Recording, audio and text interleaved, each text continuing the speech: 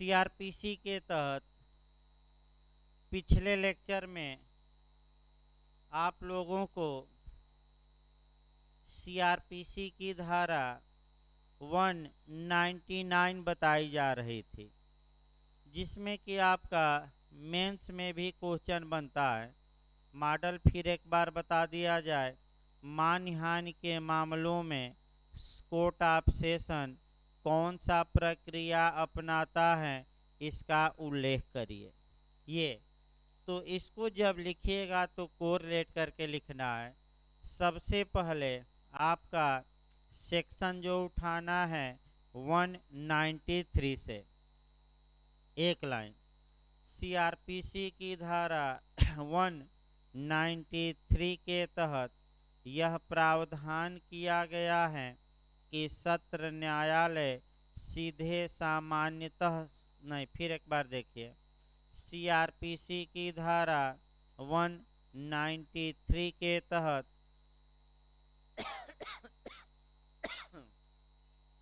सामान्यतः यह प्रावधान किया गया है कि कोर्ट ऑफ सेशन यानी कि सत्र न्यायालय सीधे किसी मामले का संज्ञान नहीं लेता जब तक कि मामला उसे सुपुर्द न किया गया हो। लेकिन यह विधि का पूर्ण नियम नहीं है।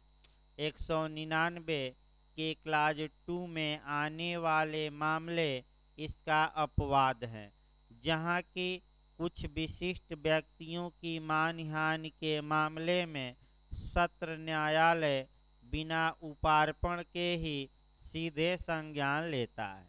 ये पहले भूमिका बांधेंगे कहाँ से? 193 से। इसके बाद आपका बताया गया 199 का क्लास 2 बताया गया कि अगर राष्ट्रपति की मानहानि हुई है, राज्यपाल इत्यादि लोगों की, तो लोक अभियोजक मानहानि किए जाने के 6 माह के अंदर कोर्ट ऑफ सेशन में लिखित परिवाद कर सकेगा, लेकिन सरकार की पूर्व मंजूरी से। इसके बाद आपका बताया गया था कि आपका जो मानहानि के मामले में यानी कि विशिष्ट मानहानि के मामले में जो प्रोसीजर दिया गया है वह सीआरपीसी की धारा 237 में दिया गया है, यानी कि 237 में। यानी कि 199 को लिखने के बाद आपका कौन सा सेक्शन अप्लाई करना पड़ेगा, लिखना पड़ेगा? तो 237। कम से कम दिमाग में एक मॉडल होना चाहिए। आइए 237 ही पढ़ाई जा रही थी। देखिए 237 में आपका मुख्य बातें क्या हैं वह हमें जानना है। आपका 237 तुरंत कवर करेंगे। आपका 237 एक एक करके फिर देखा जाए। देखिए आपका धारा 199(2) के अधीन दायर मामलों में प्रक्रिया। देखिए क्या कहा गया है।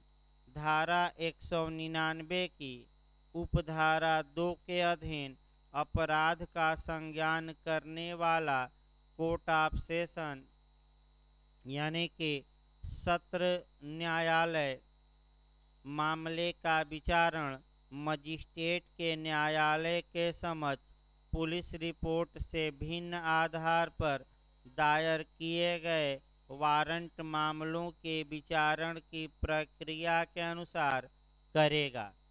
यानी कि अगर कुछ विशिष्ट व्यक्तियों की डिफर्मेशन की गई है और सीधे कोर्ट ऑफ सेशन में आपका परिवाद दायर किया गया और सीधे कोर्ट ऑफ सेशन ने कॉग्निजेंस लिया है, तो कोर्ट ऑफ सेशन ट्रायल में कौन सा प्रोसीजर अपनाएगा, अर्थात विचारण की कौन सी प्रक्रिया अप्लाई करेगा। तो ये प्री में भी पूछा जाता है, इंटरव्यू में भी और मेंस में भी लिखना है। तो कोर्ट ऑफ सेशन विचारण में वह प्रक्रिया अपनाएगा जो पुलिस रिपोर्ट से भिन्न हो और जो वारंट मामलों में मजिस्ट्रेट अपनाता है। यानी कि मजिस्ट्रेट द्वारा वारंट मामलों में पुलिस रिपोर्ट से भिन्न मामलों में जो प्रोसीजर अप्लाई किया जाता है वही procedure court of session apply करेगा। तो ये प्रोसीजर कहाँ दिया गया है?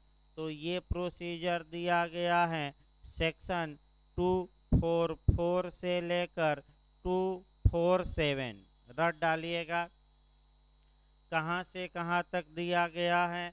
तो आपका धारा सीआरपीसी 244 से लेकर 247 तक में। ये लिखना नहीं है डिटेल में, बस आपका यहाँ लिखते समय एक लाइन दिखा देना है कि कहाँ प्रोसीजर दिया गया है।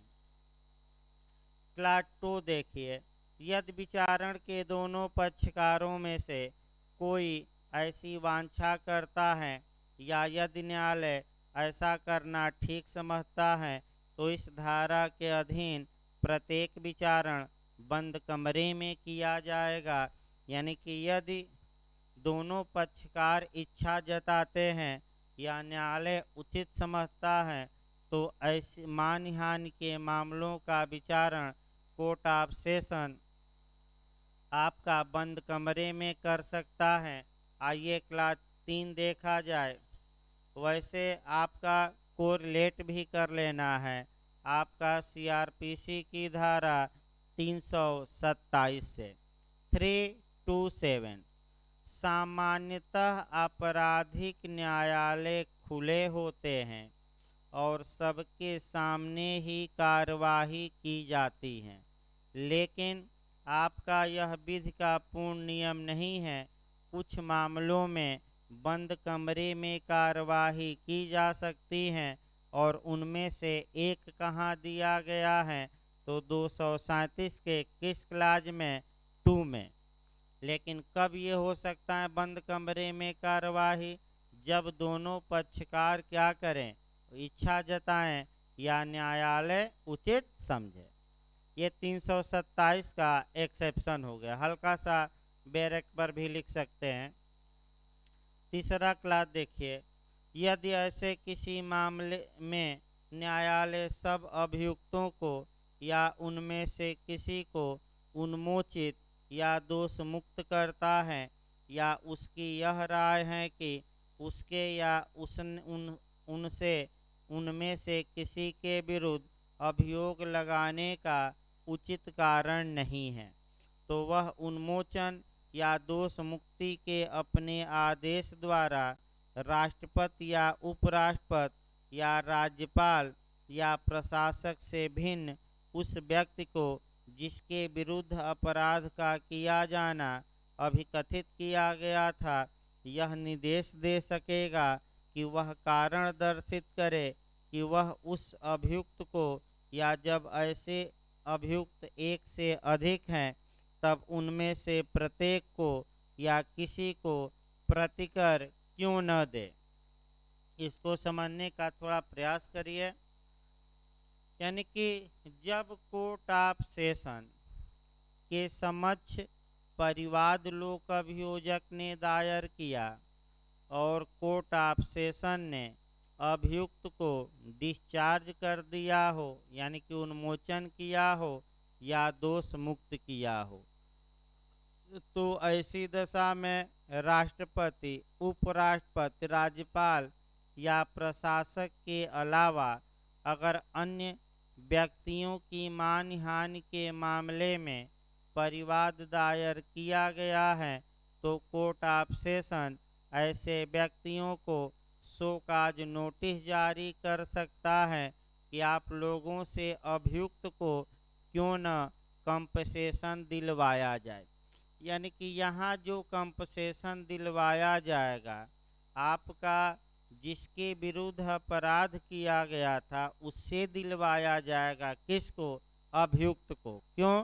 क्योंकि ऐसे लोगों ने अभियुक्त पर आपका बिना किसी आधार के आरोप लगा दिया था इल्जाम लगाया था, यानी कि परिवाद का कोई आधार ही नहीं था। अगला क्लास देखिए, क्लास 5।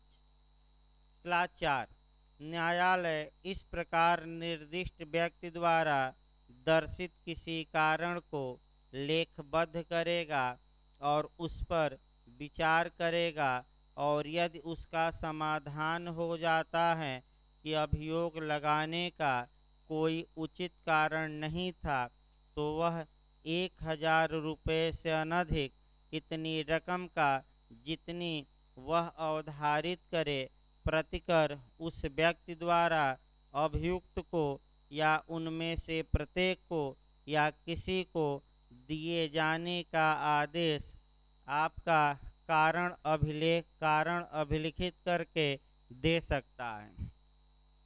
यानी कि अगर कारण बताया गया और सत्र न्यायालय को लगता है कि परिवाद किया गया था, लेकिन आपका कोई प्रॉपर बेस नहीं था, उचित आधार ही नहीं था, तो वह अभियुक्त को अधिकतम कितना प्रतिकर दिलवा सकता है। ये क्वेश्चन प्री में भी पूछा जाता है, तो कितना अधिकतम दिलवा सकता है? 1,000 रुपये से अनधिक। 1,000 रुपये से अनधिक का मतलब हुआ कि अधिकतम 1,000 या उससे कम। अगला देखिए, क्लास 5।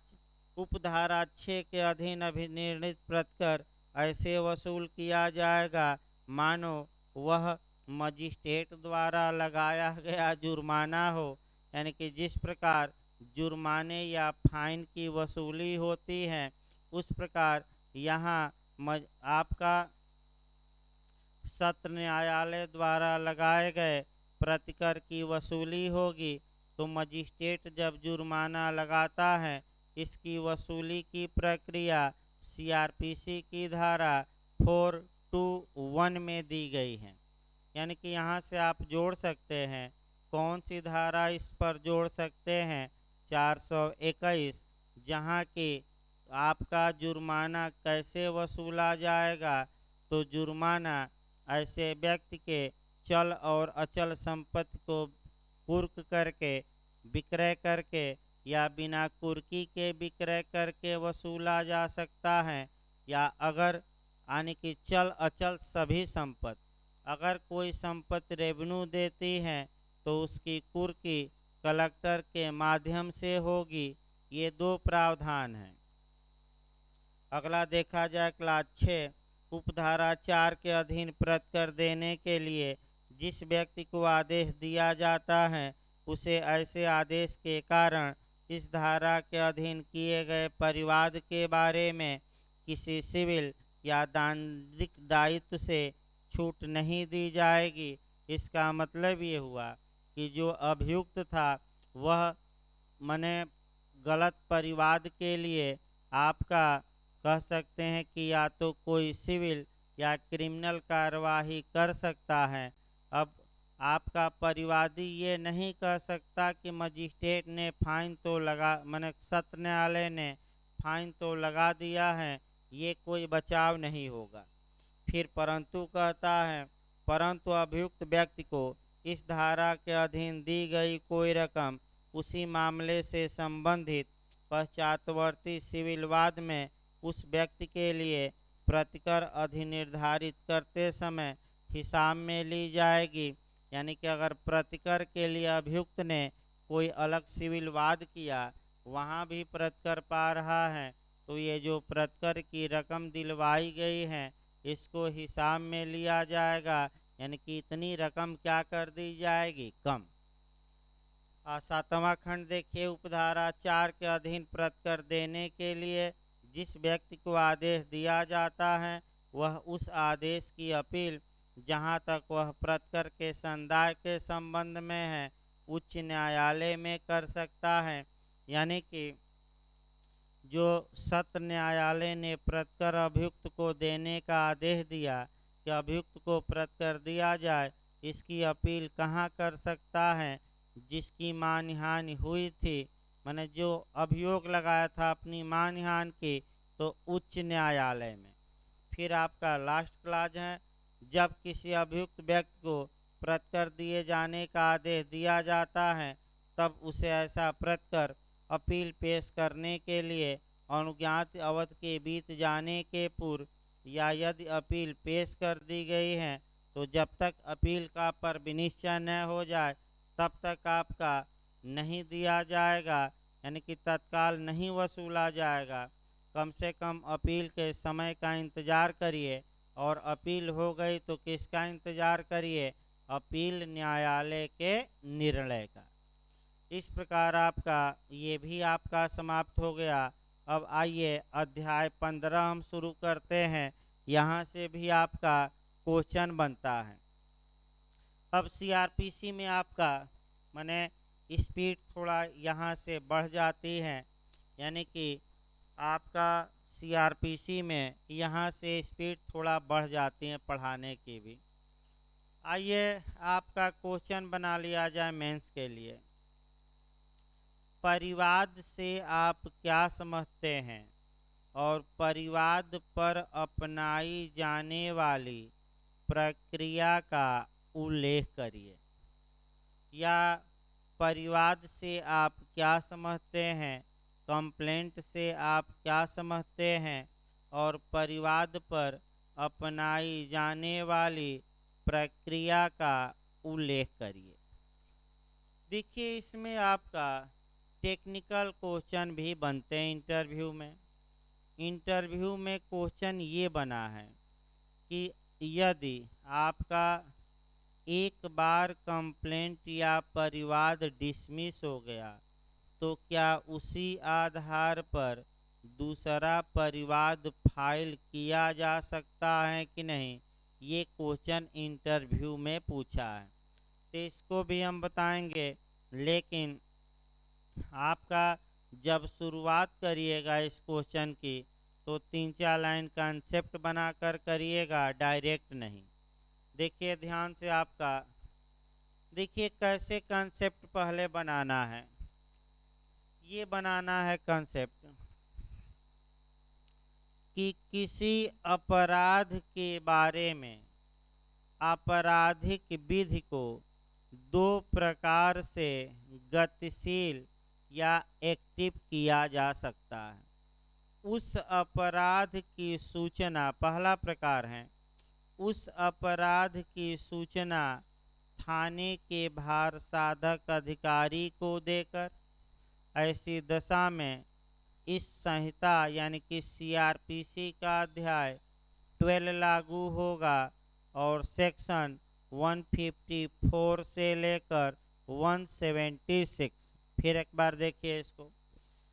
किसी अपराध के बारे में कार्यवाही दो प्रकार से की जा सकती है, ये भी कह सकते हैं, या दंड विधि को दो प्रकार से गतिशील किया जा सकता है।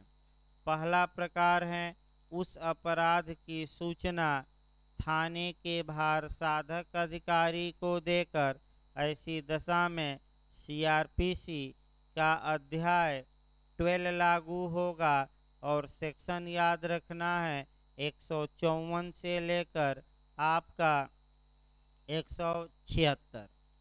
दूसरा तरीका है उस अपराध के बारे में मजिस्ट्रेट के समक्ष कंप्लेंट करके, यानी कि मजिस्ट्रेट के समक्ष क्या किया जाए, परिवाद। अगर मजिस्ट्रेट के समक्ष परिवाद किया जाता है तब सीआरपीसी का अध्याय 15 लागू होगा, 15 लागू होगा और सेक्शन 200 से लेकर 203 तक याद रखिएगा। यानी कि परिवाद किया जाता है तो कौन सा सेक्शन लागू होगा, तो अध्याय 15, और सेक्शन याद रखना है कहाँ से कहाँ तक, तो सेक्शन 200 से 203 तक। चूँकि परिवाद की परिभाषा भी पूछी जा रही है तो आप पहले परिवाद की परिभाषा 8-10 लाइन बता के और तब आपका 200 से शुरू करिए। न परिभाषा पूछी जाए तो परिवाद पर क्या कार्रवाई होगी, आप डायरेक्ट 200 से शुरू कर सकते हैं। तो देखिए आपका परिवाद की परिभाषा सीआरपीसी की धारा 2D में दी गई है, जिसके तहत या जिसमें कहा गया है कि परिवाद मजिस्ट्रेट के समक्ष किसी व्यक्ति द्वारा किसी अपराध के बारे में अपराध के बारे में मौखिक या लिखित रूप से किया गया अभिकथन है, जिसके तहत मजिस्ट्रेट से कार्यवाही की मांग की जाती है। सामान्यतः परिवाद समाज का कोई भी व्यक्ति कर सकता है, लेकिन पुलिस परिवाद नहीं कर सकती। लेकिन इसका एक अपवाद इस धारा के स्पष्टीकरण में दिया गया है। कहाँ दिया गया है? एक्सप्लेशन में। और एक्सप्लेशन को मेंस में भी अलग से बिहार में आ चुका है और आपको देखना भी पड़ेगा। देखिए एक्सप्लेशन क्या बता रहा है कि यदि किसी पुलिस अधिकारी ने किसी मामले का अन्वेषण किया हो और 173(2) के तहत मजिस्ट्रेट को रिपोर्ट भेजी हो और यह रिपोर्ट भेजी हो कि यह मामला नॉन कॉग्निजेबल है, असंज्ञेय अपराध हुआ है, तो यह रिपोर्ट जो है पुलिस रिपोर्ट न मानकर क्या मानी जाएगी? परिवाद। और जो पुलिस वाला रिपोर्ट भेजा है उसे परिवादी माना जाएगा। ये लिख देंगे। परिवाद पर क्या क्या कार्यवाही की जा सकती है, इसका विस्तृत उल्लेख सीआरपीसी के अध्याय 15 में किया गया है। और सेक्शन याद रखिएगा कहाँ से कहाँ तक किया गया है, तो आपका जवाब रहेगा सेक्शन 200 से लेकर कहाँ तक, तो 203। अब क्या क्या प्रावधान है, क्या प्रावधान नहीं है, और वहीं आपका कह सकते हैं कि एक एक करके लिखना है और एक एक करके समझना है। देखिए सेक्शन आपका 200 निकाल लिया जाए। सेक्शन 200 क्या कहता है? आपका कह सकते हैं कि आपका सेक्शन 200 निकाला जाए। देख लीजिए भाई आपका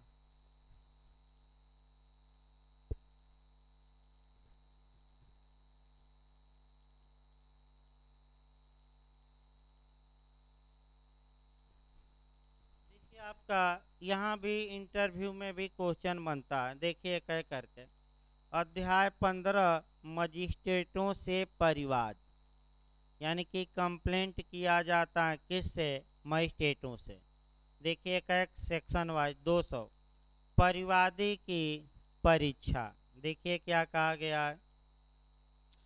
परिवाद पर किसी अपराध का संज्ञान करने वाला मजिस्ट्रेट परिवादी की, और यदि कोई साक्षी उपस्थित है तो उसकी शपथ पर परीक्षा करेगा, और ऐसी परीक्षा का सारांश लेखबद्ध किया जाएगा और परिवादी और साक्षियों द्वारा तथा मजिस्ट्रेट द्वारा भी हस्ताक्षर किया जाएगा। इसका मतलब ये हुआ कि परिवाद पर जब मजिस्ट्रेट कॉग्निजेंस ले लेता है तो परिवादी की परीक्षा की जाएगी। यदि परिवादी के पास कोई गवाह है तो उसकी परीक्षा की जाएगी। किस पर? शपथ पर की जाएगी। परीक्षा का सारांश लिखा जाएगा और परीक्षा के बाद परिवादी का हस्ताक्षर उस पर होगा। फिर गवाह है तो गवाह का, और अंत में कौन हस्ताक्षर करेंगे? मजिस्ट्रेट। आइए परिवादी की परीक्षा के लिए कमीशन जारी नहीं किया जा सकता, यानी कि परिवादी को हर हाल में कोर्ट में आना ही होगा। और आपका सामान्यतः परिवादी की परीक्षा के लिए मजिस्ट्रेट आयोग या कमीशन जारी नहीं कर सकते। देखिए अगला आपका परंतु जब परिवाद लिखकर किया जाता है तब मजिस्ट्रेट के लिए परिवादी या साक्षियों की परीक्षा करना आवश्यक न होगा। इसका मतलब ये हुआ कि यदि परिवाद लिखित में किया गया है तो निम्नलिखित दशाओं में मजिस्ट्रेट द्वारा यह आवश्यक नहीं है कि वह परिवादी या साक्षियों की परीक्षा करे। ये भी आपका इंटरव्यू में भी पूछा जाता है, मेंस में भी आपको लिखना है कि कब आवश्यक नहीं है।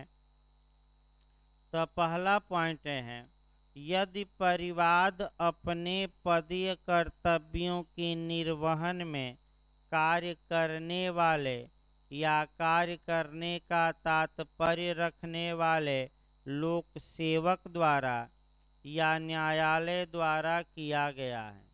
इसका मतलब ये हुआ कि यदि कंप्लेंट किया गया है, लोक सेवक द्वारा किया गया है, अपने पदीय कर्तव्य के निर्वहन में आपका किए में कार्य करते समय या कोर्ट द्वारा या न्यायालय द्वारा किया गया है, यहाँ आपको थोड़ा व्यापक लिखना पड़ेगा।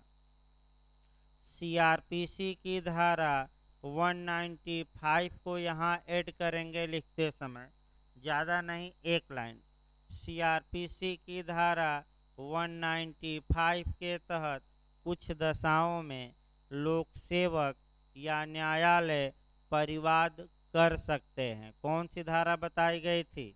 लोक न्याय के विरुद्ध न्यायालय मिथ्या साक्ष्य दिया गया है, फर्जी दस्तावेज गढ़ा गया है, आपका मिथ्या साक्ष्य दिया गया तो न्यायालय स्वयं परिवाद करेगा, या पुलिस के आदेश को नहीं माने हैं तो पुलिस स्वयं परिवाद कर सकेगी।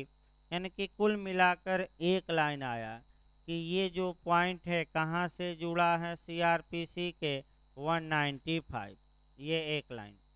दूसरा देखिए, इसमें आपका क्या कहा गया है, यदि मजिस्ट्रेट जांच या विचारण के लिए मामले को सेक्शन 192 के अधीन किसी अन्य मजिस्ट्रेट के हवाले कर देता है। इसका मतलब हुआ कि 192 भी थोड़ा गौर करना है। सीआरपीसी की धारा 192 बताती है कि सीजीएम या चीफ जुडिशियल मजिस्ट्रेट या मुख्य न्यायिक मजिस्ट्रेट किसी अपराध का संज्ञान ले सकते हैं और संज्ञान लेने के बाद यदि वे चाहें तो अपने किसी अधीनस्थ मजिस्ट्रेट को जांच या विचारण सौंप सकते हैं। कौन सी धारा? 192। अब यहाँ 2 पॉइंट बना लेना है। यदि मुख्य न्यायिक मजिस्ट्रेट ने बिना परिवादी या साक्षी की परीक्षा किए संज्ञान लिया है और अपने किसी अधीनस्थ मजिस्ट्रेट को मामला सौंप दिया है, तो सीजीएम ने तो आपका संज्ञान ले लिया लेकिन क्या नहीं किया, न तो परिवादी की परीक्षा और न ही साक्षी की। तो जिस मजिस्ट्रेट को सीजीएम ने ऐसा कार्य सौंपा है, अब वह परिवादी की और साक्षी की क्या करेगा? परीक्षा। और यदि सीजीएम ने परीक्षा कर ली परिवादी और साक्षी की, इसके बाद अपने किसी अधीनस्थ मजिस्ट्रेट को सौंपा है, तो अधीनस्थ मजिस्ट्रेट द्वारा ऐसे लोगों की परीक्षा करने की कोई आवश्यकता नहीं है। दोबारा परीक्षा नहीं भाई, क्योंकि सीजीएम ने पहले क्या कर ली है, इनकी परीक्षा। भाई सीजीएम परीक्षा करके भेजा है। अब आपका कह सकते हैं कि यहाँ 4-5 समस्या और बनती हैं। मेंस में तो इतना तक ही लिखेंगे आपका 200, लेकिन यहाँ जो समस्यात्मक क्वेश्चन बनता है आपका, वो देखा जाए कि कब परिवादी की परीक्षा करना आवश्यक नहीं है। अलग से एक लिस्ट बना लीजिए, मैं लिखवा देता हूँ इंटरव्यू के लिए। पहला क्वेश्चन इंटरव्यू में बना है कि अगर आपका 5 परिवादी हैं तो क्या पांचों की परीक्षा करना आवश्यक है कि एक दो की भी हो जाएगी तो काम चल जाएगा? तो सभी परिवादियों की परीक्षा आवश्यक नहीं है। इसी में गवाह भी जोड़ लीजिएगा। यदि एक से अधिक गवाह हैं तो क्या सभी गवाहों की परीक्षा आवश्यक है? तो आप बताइएगा कि आवश्यक नहीं है, पहला पूछा जाता है। दूसरा आपका आया कि कब आवश्यक नहीं है परीक्षा, तो जब मामला सीआरपीसी की धारा 195 में आ जाए। लिख लीजिए भाई, इंटरव्यू में एक क्वेश्चन बनता है। पहला हो गया कई परिवादी हैं या कई साक्षी, लिख लिए शॉर्टकट में। दूसरा आपका कि जब मामला किस धारा में आ जाए, सीआरपीसी की धारा कौन सी आ जाए, 195 सेक्शन ही लिखिए। फिर तीसरा, अगर मामला 192 में आ जाए और सीजीएम ने परीक्षा करके और अपने किसी अधीनस्थ मजिस्ट्रेट को जांच या विचारण के लिए सौंपा हो, 192। इसके बाद यदि लिखिए, यदि 156(3) के तहत मजिस्ट्रेट ने अन्वेषण का आदेश दिया हो, तब भी परीक्षा भी नहीं होगी। यदि 156 के क्लाज 3 के तहत मजिस्ट्रेट ने इन्वेस्टिगेशन का आर्डर दिया हो। इसके बाद 155 का क्लाज 2, यदि असंज्ञेय मामलों में मजिस्ट्रेट ने अन्वेषण का आदेश दिया हो। 155 का क्लाज, देखिए 156 में 3 में थोड़ा जोड़ लीजिएगा, संज्ञेय मामला। 156 के क्लाज 3 में जोड़ लीजिएगा, संज्ञेय मामला।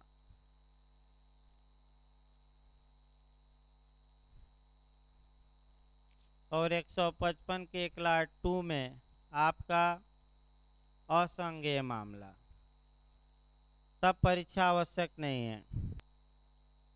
अगला, परिवाद पर अपराध न बनता हो। आधार लिख लीजिए इंटरव्यू के लिए। परिवाद पर क्या न बनता हो, अपराध न बनता हो।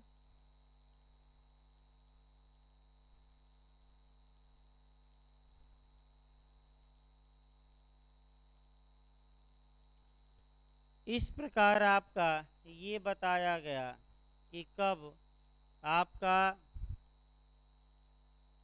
परिवादी और साक्षी की परीक्षा करना आवश्यक नहीं है।